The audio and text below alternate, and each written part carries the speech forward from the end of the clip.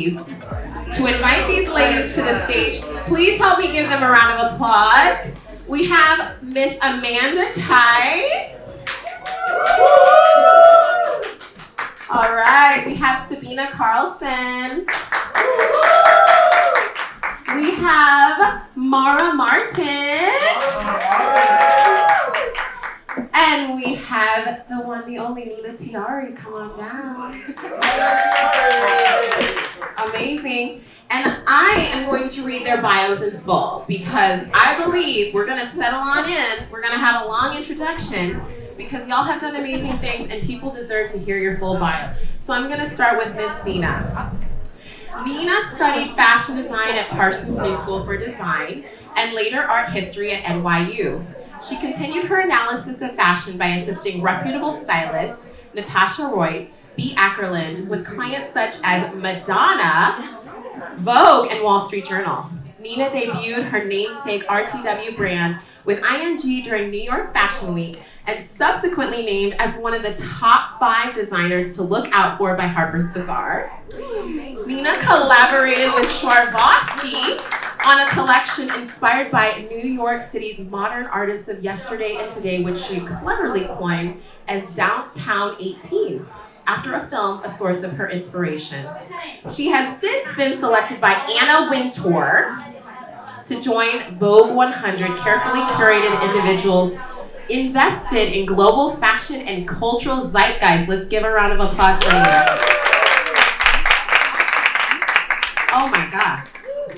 Sabina Karlsson, born and raised in Sweden from Swedish and Gambian parents. Sabina Karlsson has quite the upbringing. She was discovered in a hair salon at the age of 4, and modeling career began almost immediately. At a young age, she was already traveling and doing shows, leading her to sign with an agency in Stockholm at just 8 years old. Juggling school and modeling, Sabina worked when she had free time, sometimes spending her school breaks in, no big deal, Paris and Milan. Sabina's modeling career kicked into high gear after appearing on Top Model Scandinavia, coming in second place at just 16 years old.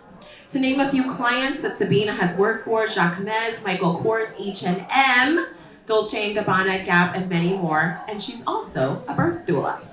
Let's give her a round of applause. Amanda Tice is a successful curve model who's worked the past 12 years for and with well-known retail clients such as Nordstrom, Target, Saks, and Hanes. Since becoming a mom, Amanda has built on her background in comparative human development to lead Mom Revolution, aimed at helping mothers tap into their inner wisdom, to uncover their hidden truth about motherhood, to thrive in postpartum and beyond. And she's also an author and will be doing a signing of her book, The New Mom Code. Thank you for joining us, Amanda. And last but not least is Mara Martin. In 2018, Mara went viral for breastfeeding on the runway at 5 months postpartum and hit 500 million impressions worldwide, sparking worldwide conversation about normalizing breastfeeding, celebrating postpartum bodies, and the working mother. She has since spoke on panels, rang in the New York Stock Exchange for Women Empowerment, attended the NASA Parenting Initiative, and has been featured on every, see, I told you have to read your whole bio. And every major news media outlet inspiring brands and celebrities to normalize breastfeeding. In fashion, she's worked at Wilhelmina model for over a decade, appearing in brands like Victoria's Secret, Target, and recently started a PR firm called Viral Public Relations, helping other women and brands with their media moments. She works closely with Save the Children as a celebrity cabinet member and was named the top 100 changemakers. She also has a children's book releasing in September. Wow, how does it feel to have your bios read? You can pick up the microphone, by the way. Pick up the microphone. I'm sweating now. You're sweating. It's always so interesting to read about your bios. So today we're going to talk about motherhood. All of you are remarkable mothers, and I'm just going to say, how old are your kids and what do you love most about being a mom? Nina, let's start with you. My daughter is turning 4 this month, and the it's incredible just to watch somebody grow and feed into her all the things that, to me, I wish I had in the moment whenever I was, the specific things that I wanted that, maybe I couldn't voice to my own mom because I was too young. And seeing those things in her and recognizing, oh, she needs to be told this, or maybe she wants to hear this, or just freedom and being able to know that and give her those things. It's just, it feeds my soul. It's very touching. It's very touching. What about you, Miss Mara? I have 2 little girls. I'm a girl mom. I have Aria, who's 6, and Vera, who's 1, and she's running around here somewhere. So if you see her, that's my little girl. And I love all parts of being a mom, but I think to kind of go off of what you said, I love seeing the different stages that they go through, and having 2 now, that's kind of a bigger age gap.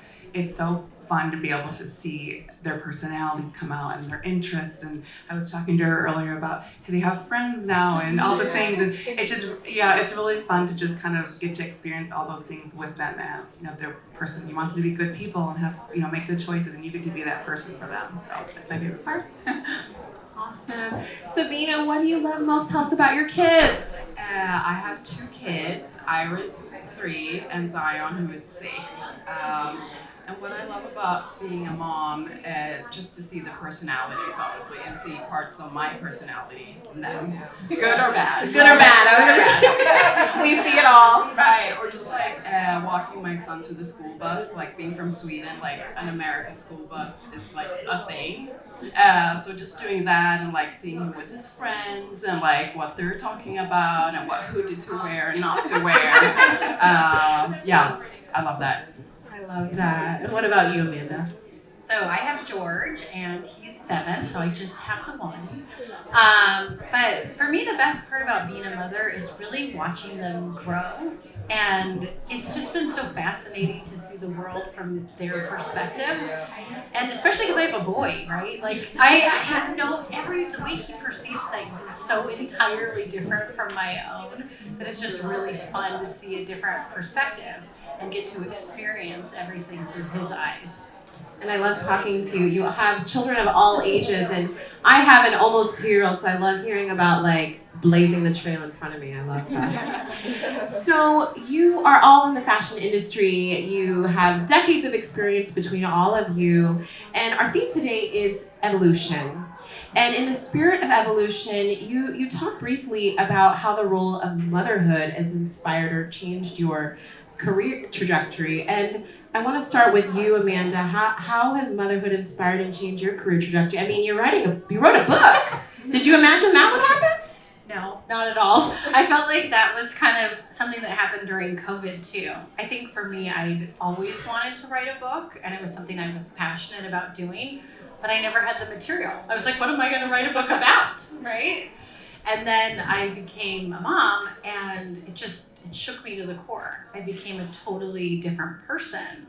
And I felt like there were so many taboo topics that mothers didn't talk about with each other. I mean, they weren't really talking about how difficult breastfeeding was.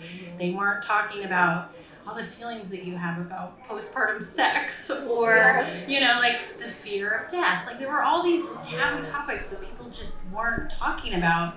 And I felt this sense of like, I want to blow the whistle on all these topics and help normalize these feelings, because these feelings are totally normal. They're natural. And so really, it totally changed my career trajectory. I never thought I would be sitting here as an author, and it's something that I'm really proud of and excited about. And it's also fun to share with your child, right? At the end of the day, it's like, there are some embarrassing stories about you in here, so I don't know if you want to read it or not. That's awesome. What about you, Sabina? How has motherhood inspired or changed your career trajectory? Being a model, obviously becoming a mom was quite frightening. Just how would it change my career? Will I still be modeling? How long will I be modeling for? When will I come back after having the baby? Luckily, the journey to becoming a mom during my pregnancy and afterwards were all very smooth. I will say that The fashion industry really was super welcoming to me being pregnant, me bringing my baby on set, nursing, and having my husband, be there as well and looking after our baby. So I feel like I'm pleasantly surprised on how well my journey and my experience has been becoming a mom. And I read your responses, and it's surprising to me as well, how you felt actually really supported and by the industry and by people. Do you feel like you had to advocate for that, or that was just a natural part of your journey? People were just welcoming and supportive of you as you transitioned into motherhood. I believe I've always been lucky in terms of surrounding myself with great people. So first of all, having great agents, a good agency that will advocate for you, making sure you're flying in the correct seat when you're 7 months pregnant and flying all over the world, stuff like that. So I really think that helped, and obviously having a great husband and family and friends, but also I knew how to advocate for myself as well. It's very helpful, thank you. And Mara, I mean, did you think you were going to become the face of breastfeeding? Like breastfeeding on the runway, Sports Illustrated. No. How did that happen? How did motherhood kind of inspire you in that direction? I think the biggest part for me, especially after becoming a mom, I've always been a motivated person, went to college, all the things, but when I became a mom, there was this new level of motivation and inspiration to do things, and I wanted to always be an example to them, to be able to chase your dreams, to go after things at any age, at any stage of your life. And I think, especially at that Sports Illustrated moment, that was literally, what I'm telling you right now. It was one of those moments where I was a mom and it was not planned. Anyone knows it was not a planned event. I was backstage breastfeeding, and she needed to breastfeed. I was literally just like, and the show got pushed back by a couple hours, and the lights popped on, and it was my turn to go. And it was one of those moments where you either pick, hey, do I, tear her off my boob and spray the audience, or you be the example. I'm like, this has been Sports Illustrated. I mean, I'm sure all of you guys in the industry, it's such a goal for models, and it's just a reputable brand to work for. And I was picked to do it, so I wanted to do it. And I thought to myself, what better example is to show my daughter years from now that I didn't give up this dream. I got it. I also got it when I was a mom too, and so it made it that much more inspiring. So for me, having my kids has been just the most inspiring thing of my career, my journey, and also to what she was saying too. It's surprising that the industry's really changed a lot, where they're accepting moms and bringing your kids to work with you and supporting moms in ways that I thought, I think of motherhood, when I was in my 20s, like it's a career killer, or people think that it's a weakness. And to me, it's actually been my biggest strength. I love that.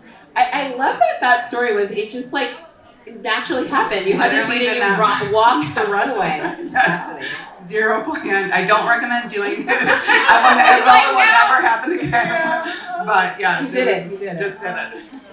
And Nina, you wrote about how motherhood has given you a deeper sense of purpose. Tell us a little bit about that. I mean, for me, being a mother to a little girl, it's so inspiring and shaping a young woman, and thinking about the way that I grew up in the 80s and 90s and what the voices were, how my mom grew up and from what she learned and how she taught me things that just, from her understanding, and how the industry feeds you certain things about the way that you need to look, or what things are considered beautiful, what is the standard of beauty and these things. And as a designer, you're participating in that. And that choice for me is so important, to participate in the role of changing that narrative and making it inclusive and setting a different standard. And I want to make her proud, and I just want to do things as a woman for other women.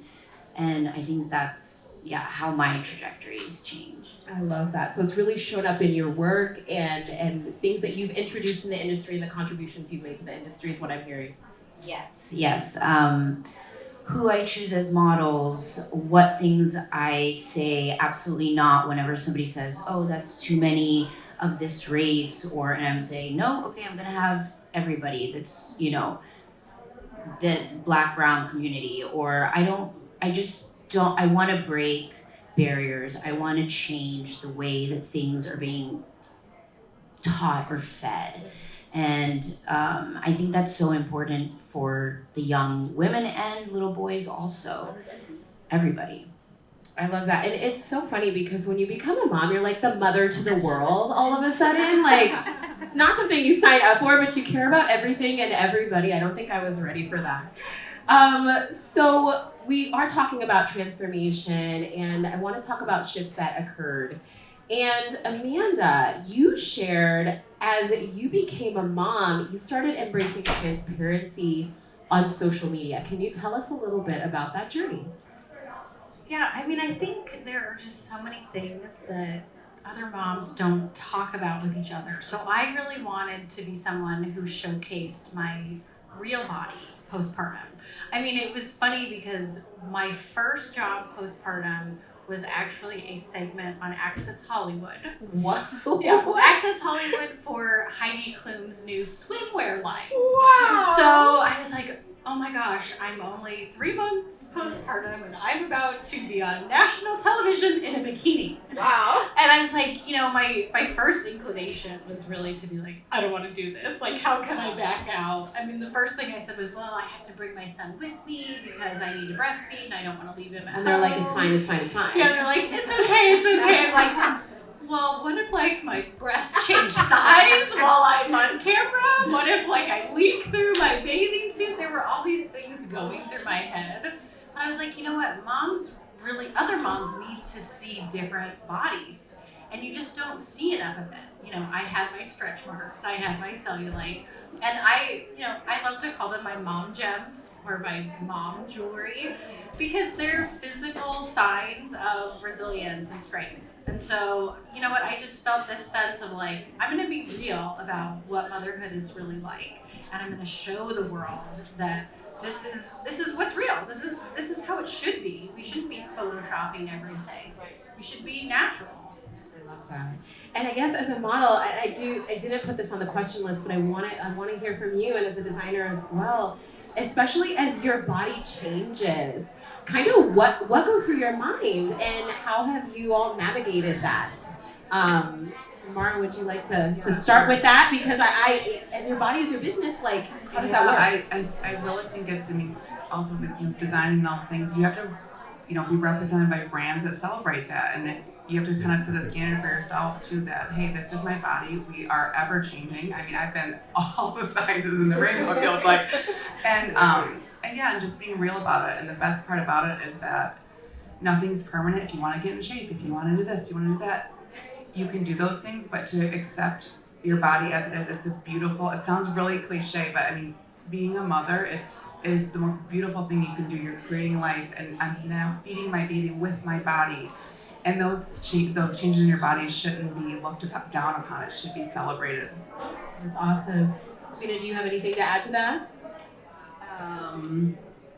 Body-wise, right? Yes. Body-wise, and how like the body changes and like self-acceptance. Right, exactly. Again, you know, with my profession, it was something, you know, that I was thinking about, even though I'm always comfortable within my own skin. And like, I've also changed up and down in sizes from straight size, as the industry classifies it, when you're a size 2 or 4, to a curvier model. So it's like, yeah, I was a little worried, to be honest, because at the end of the day, if I don't work, then my family suffers as well. Yeah, I worked up until 2 weeks before I gave birth. I was in a Michael Kors dress, not zipped up in the back. It was a lot of space. It was a lot of back showing. Yes, exactly. The back was not showing. So again, I was just really happy to be so, accepted. I love that. And you know, as mothers, as working professionals, as women, we really need allies to join us on this cause, right? I think oftentimes we feel like we need to shoulder everything alone. We have to be so stoic, but allies are just so important. Nina, who has really been an ally and a supporter of you and somebody in your corner that just you really think about that has helped you along your journey? I mean, I think my husband is such a good partner he's such a he was raised by like his mom and his grandma. He has a lot of I guess female energy where he's in touch with his feminine side. He's an artist, so he's very emotional and sensitive. And he's just a lot of times whenever I don't believe in myself or I don't give myself credit, he's always the one to just like push me, remind me, give me that extra boost, take care of my daughter as if he had a boob to feed her, he would. The boob is it's very stressful. I have so much respect for women that do it alone, that they're single moms. To have a really good partner is, it's a blessing. So I'm grateful for her and my husband. That's awesome. What about you, Amanda? Who's in your corner, cheering you on? Well, Right here, we got a friend right here cheering you on. I love it. it's interesting because we forget how important having a village is when it comes to being a mom. And for me, I always tell other mothers when they're pregnant, I'm like, you need to get to every prenatal yoga class, infant CPR, breastfeeding, all of those things, because that's where you really build the foundation of a lot of your friendships. Because there's nothing better than being able to go through the experience with someone who's right there with you. And so for me, my best friend has been such a support system because our kids are 2 weeks apart, and she's just been wonderful. It was like, during that newborn phase, I could text her at 3:00 in the morning and she would respond, right? And having that sort of support system from other moms is just so important to realizing that what you're experiencing is normal. Because a lot of the time people forget that, oh, I'm going through this by myself, or I'm the only one who feels this way, when in fact a lot of people are feeling that way. I mean, even there was a study that I talk about in my book where it says 90% of mothers feel lonely after giving birth. 90%. And I feel like that's too high of a number. And 1 in 5 also experience postpartum depression. So we don't do enough as a community to really support each other. So if you can find that in your communities, it's really important that you take the time to make those relationships and have that village. What brought me, and if you've been a breastfeeding mom, you know this, late at night, man, when you gotta wake up every 2 hours, I know, it's rough. But what brought me so much joy was knowing around the world, there's little lights going off around the world of moms waking up and we're all feeding our children together. And I love that you talk about a village, because that is so important. And sometimes that village is a paid village too. We have our doulas with us along on that journey. And tell us about how were you inspired to become a doula and support women along their journey? Right. So to begin with, I was always afraid of giving birth. I always thought I would be the one to sign me up for a C-section. Just numb me, I would be that person. Drug me, I just want to be asleep. Right, and no judgment with that. But then I just started to get more and more interested in the whole being pregnant, birthing, and also being from Sweden in America. I needed to educate myself more as well. I went to doula events without even being a doula, but I was just a weird one in the back, taking a lot of notes. And then I found my doula for my birth, and it changed the way, my whole experience pretty much. I was able to give birth with a midwife, just as we normally do in Sweden. And I had a very successful unmedicated birth at a hospital in New York. Go girl. Thank you. You go girl. Right. And I just feel like if I didn't have my doula, I would probably not have gone to that hospital or taken that hypnobirthing class or done all those things. So I just really wanted to be able to be that person for others and also to advocate, because all the the numbers and the information I've been given about women in this country, how we're treated and the outcomes, and it's just devastating. So for me, it was very natural to be an advocate for other women. I love that. Shout out to the doulas in the room. Lathan Thomas is right there with Mama Glow, and I just want to shout out to amazing work they do. It's just so important, and you don't. And I want to talk to you about this, Mara. We talk a lot about advocacy, self-advocacy in motherhood, and there were things I didn't know I had to advocate for, especially when you're pregnant or when you're in the industry. Talk a bit about just advocacy. I mean, you advocated unknowingly breastfeeding on the runway, but how have you approached advocacy? Have you had to advocate for yourself along your journey, and how have you approached that? I think advocacy has a lot of different kind of meanings for me, and I think for me it's been using my platform on social media and talking about our experiences, like you said, our rawness of motherhood, and not allowing people to feel alone in it, because it does seem this isolating thing when you're going through it and postpartum and all the things. I always joke, I'm like 6 years postpartum. I feel like we never get out of postpartum. We're always postpartum. But yeah, I mean, I also wanted to touch on too with the village part too, because these women have all talked about really great resources, your husband and people that you can meet up with and all the things. But for me, I found a different village through advocacy on social media. And that village doesn't always have to be, your mom or your partner. And it's, for me, advocating online has created this village for me to, talk to these girls online, and they're sharing their stories, I'm sharing my stories, and create this community within your own, advocacy of what I want to do with motherhood and all the things postpartum. So it can kind of be different for everybody. I love that, because sometimes I have a love-hate relationship with the internet. People have so many opinions, and I feel like they need to give you a class before you enter the internet of how to just handle it. And I'm sure there's the critics, and everybody has everything to say. But I mean, for you as well, you and maybe for both of you, you found a community online, and you're sharing your stories. Have you ever been worried, should I share this, should I not, or have you just been a bold person all your life? I think there's sometimes there's haters all the time that are going to say stuff, but at the end of the day, I always say motherhood is the greatest equalizer. Whether you're Serena Williams or you're, a random girl on the street, if you're a mom, we're all wearing diapers, we're all leaking out of our boobs, we're all going through that. So I think sharing those, it just makes it feel less lonely, and it's not this taboo thing, because it's not. Everyone here's a mom, we've all been in diapers, okay? And so I just think that's a really important thing, is to not sugarcoat it or not, be shameful to share things, because it's not wrong or not, it's okay to share the realness of motherhood. Appreciate that. So let's get into the tough stuff a little bit. And I'm going to start with you, Nina.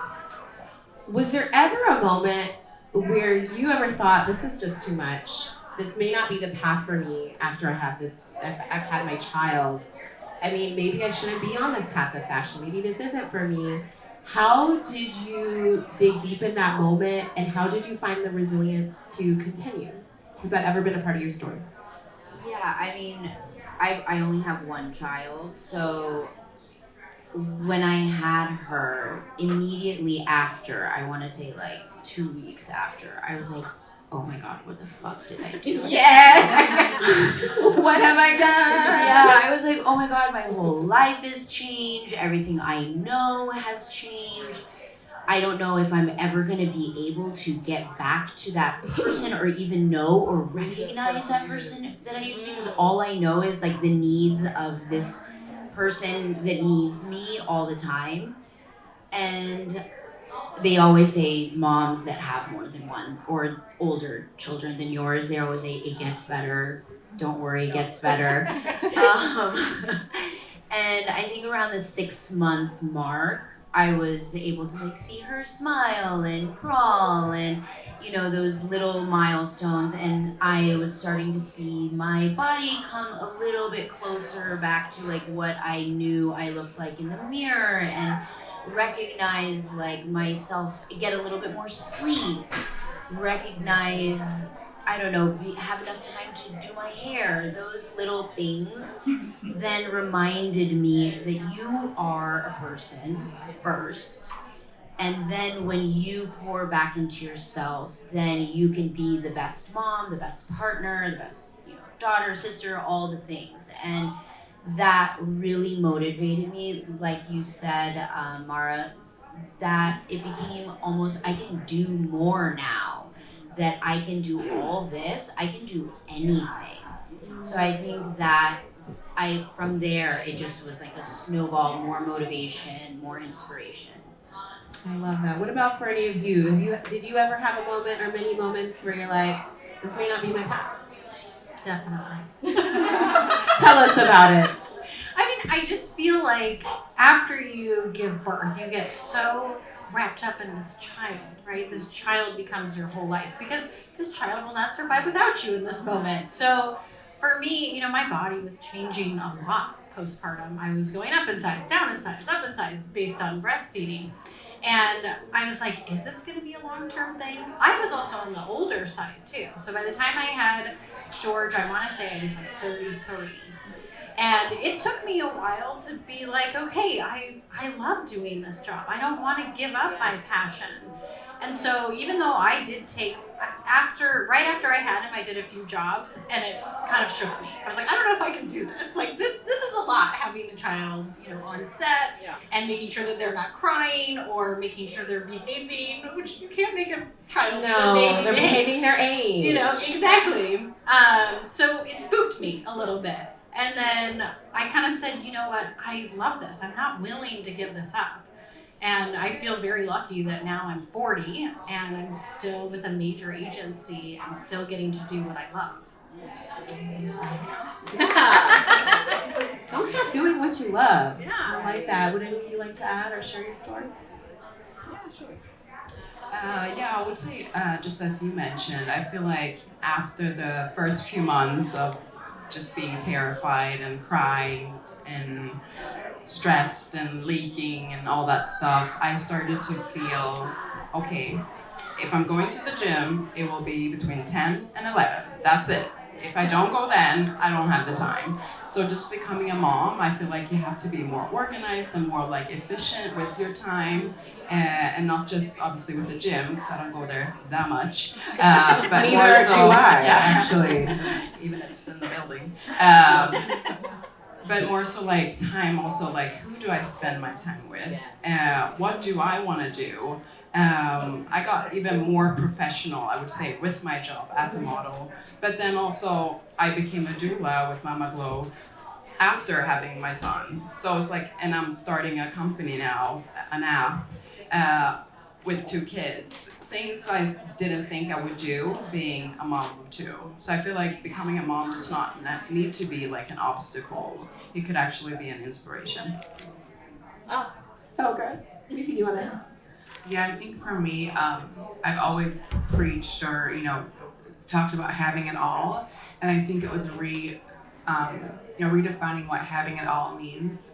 And it doesn't have to mean the same for everybody. And I know that once I shifted that mindset, instead of doing everything all at once, I want to be working and bringing the kids to work and all the things. It's okay to work and have them at home, or it's okay to, you know, when it's mom time, it's just mom time. It's not, I'm not going to be on my phone.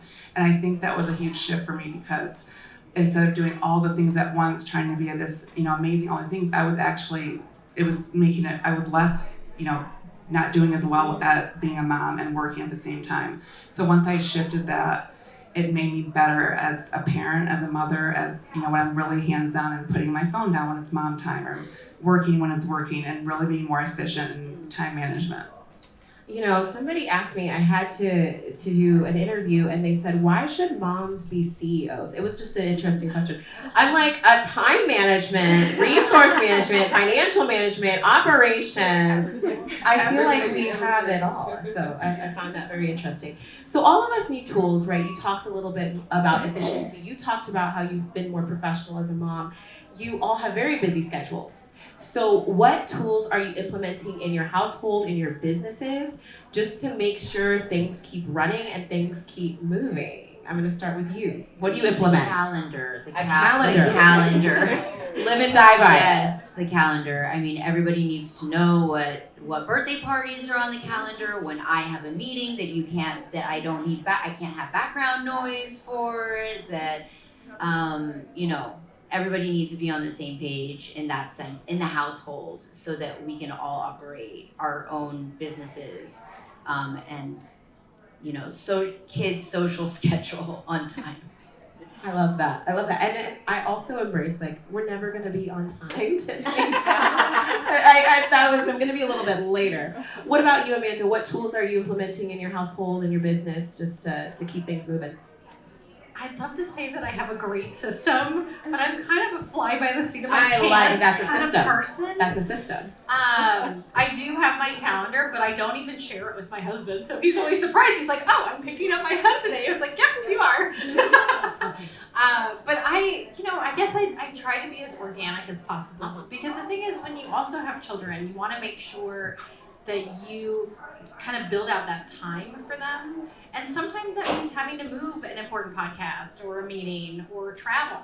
And that's not easy, but when you become a mom, you start having to take on different priorities. And that's kind of like a scary part of it, right? Because you say, well, am I going to go to this kindergarten graduation or am I going to go to this job that I was booked on? And you start having to ask yourself all these questions of like, well, am I going to remember this? Is it important? Is this job something that's going to be life-changing or not? Will my child remember this? So you start having this dialogue with yourself, I feel like. So sometimes I try to be flexible with my schedule if I can be. I put things on the calendar, but they're Just for always yourself. a little, yes, but they're always a little malleable, right? Like you can always move them around a little bit. I love that. And, Rebecca Minkoff, she was just here with us, and she said no to work. And that can be scary, as you're moving from job to job. Have you had to say no to things, Sabina, and what does that look like? Yeah, I've definitely started to say no after becoming a mom a lot in terms of travel jobs, if it was really worth it for me. As I was nursing, pumping, like it was the whole shebang, just leaving the house, as every mom knows. And so I've definitely learned to say no, but with that, my rates actually started to go up as well. That's exactly right. You charge. You charge your work. Sometimes you need to say no in order for them to really show you that they want The real price. Yes, exactly. I love that. What about you, Mara? Have you had to set boundaries with work? Say, no, I'm not taking the job. Yeah, I think that's been like the most. I thought I would have anxiety about saying no, but it's actually been kind of exhilarating to say no. I want to put myself first or my kids first in doing those things. And surprisingly, a lot of people are understanding because there are a lot of moms out there that get it. And I think too that one thing I've learned after becoming a mom and setting boundaries, and we will get shit done. So it'll get done. We are multifaceted, all the things, and even if I don't do it that time, when it was due, I will get it done eventually. And even these questions I sent into you, I got them done, right? It was a little late, but I got it in. I had all the faith in you, and even me sending you the questions late. So I feel like we operate in this world of just unending grace when you enter motherhood, and just like we get it, I get it, and it shows up everywhere. So I want to talk about just y'all's vision, and if we could paint a world, a beautiful world for mothers, a beautiful world for mothers in fashion, what would it look like? What would that world look like? Start with you. For me, I think less judgment, more grace, and making space for bringing the babies, if you're breastfeeding, giving time, options, paying more. I think that would be beautiful to see. Unfortunately, we have a lot of systems still run by men, and so sometimes things don't change until you push it, and I think we're starting to see it a little bit move, but there's still a long way to go. Absolutely. What about for you? What world do you want to see, Mara? I think, this is a great example of, brands who are doing it right, but yes, having brands walk the walk, talk the talk kind of thing. And I think also too is, instead of shifting the narrative that it's a weakness of being a mother and celebrating that because you're a mom doesn't make it, less or you can't do. I really truly believe it's made it more, I can do more, I want to do more, and I can show up. So I think having brands, really believe in moms and knowing that we can get the job done. Oh, so wonderful. And thank you for this. So this is like what I'm talking about. This is really great that you're supporting mothers and women and actually, showing up for moms. So thank you. You're welcome. This is what we're about. What world do you want to see? Speaking for other freelancers, I would probably say a health insurance. Let's start with health insurance. Please. I mean, I kind of like had to like dive into it as a freelancer, making sure for my second birth that my home birth was covered, that this an X, Y, and Z person would accept my insurance. It's a jungle, and I don't think any birthing person should have to deal with that. Yeah, simple as that. That's simple, just health insurance. Not just health insurance, but that's great. Okay, what about for you, Amanda? I mean, I think the biggest thing being the age that I am, which is 40. I just like to see more moms as they grow into older mothers be represented. Because a lot of times you see the mom with the newborn and maybe with the toddler, but then after they have a toddler, it's like, well, what happened to the mothers, right? Where are the moms? Where are the moms? Like, I know there are other moms of 10-year-olds and 12-year-olds, but where are they? I mean, you don't see them represented in the same way in the industry. And I think it'd be nice to glorify women as they age. Because the reality is, it's like once we start showing signs of the wrinkles, or it's like, oh no, you need to go get Botox, instead of just aging naturally. So I'd love to see more natural representation within the fashion industry. Because you just, at a certain point, you just don't see it anymore. And that's not reality. That's not the everyday person. Right, that's absolutely true. And I feel like, people are, as we have more access to the internet, as we see more stories, I hope the fashion industry just sees value in that people want to see themselves represented as who they are, and not as like a polished version. So I really appreciate you saying that. I also thought about like mom friends and how hard it is. Do you guys find it so hard to make mom friends?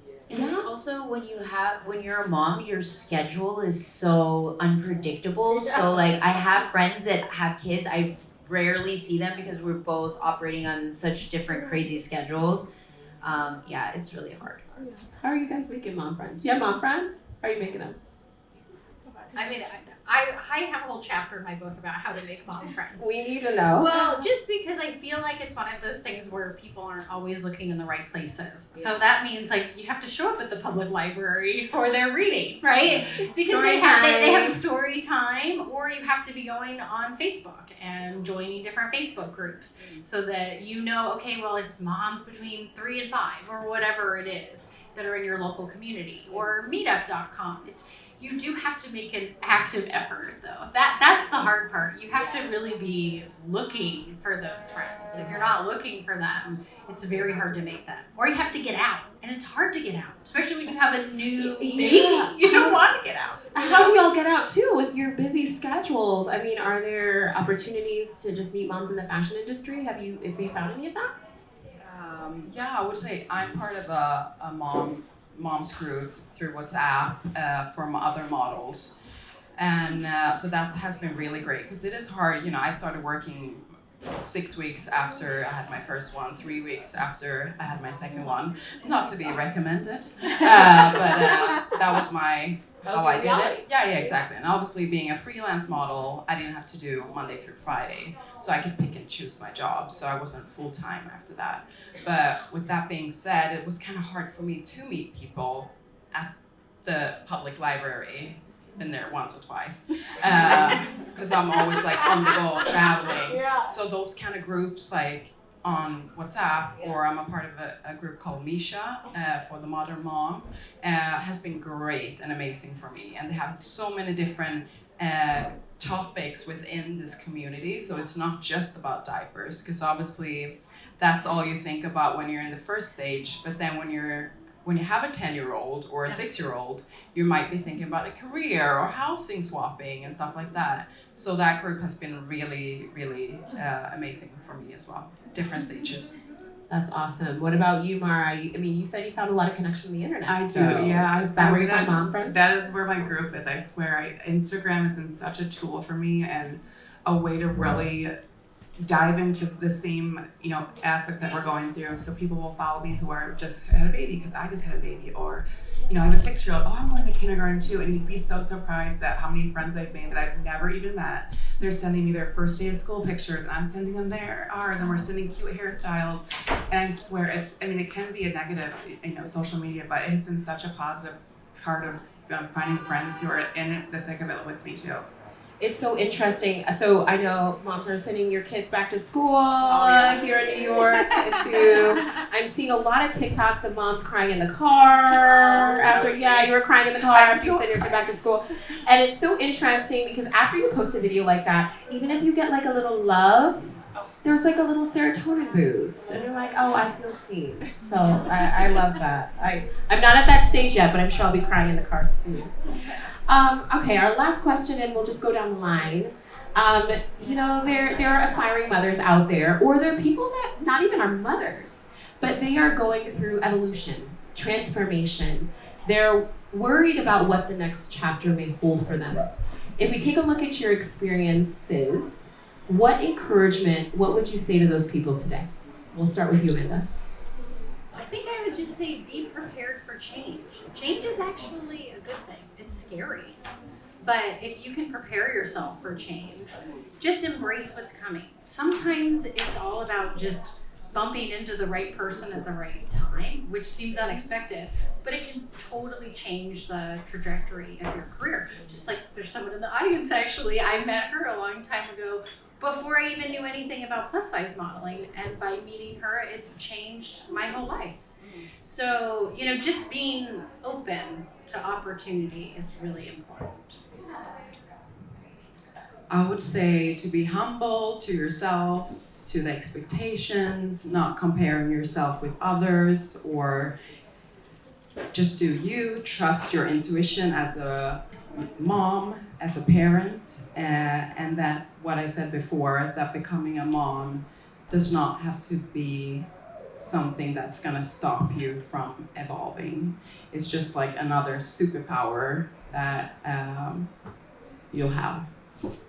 Yeah, you stole my words. But yeah, it's really true. It really is. It gets good. It's really great being a mom, and it unleashes this inner power inside of you and new inspiration, new motivation, and just it's all for your kids.